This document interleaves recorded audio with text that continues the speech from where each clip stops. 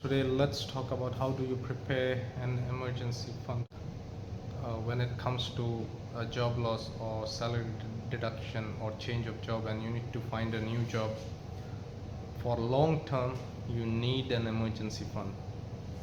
If you live in your home country, I believe 6 months of emergency fund will be enough. But if you are a foreigner living in another country like GCC, I think you need at least 1 year of funds to sustain yourself in case you lose your job or there is a 25% salary deduction. How do you make an emergency fund at today's time? First of all, you need to make a plan about what is your expenses exactly. Note it down: your rent, your fuel, your utility bills, your loans if you have any, your kids' education, groceries, any other items you are spending on. First you note it down, and then on the second you need to see how much is your salary and what is the expense. When you minus it, you get an amount. From there you divide it into two portions.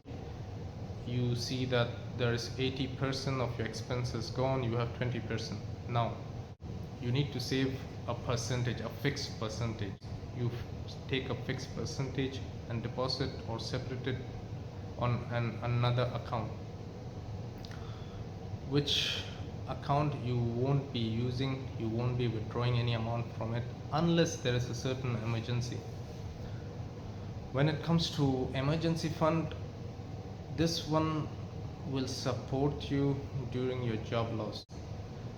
This also can be called a dignity fund, because this can save you from a lot of hassles.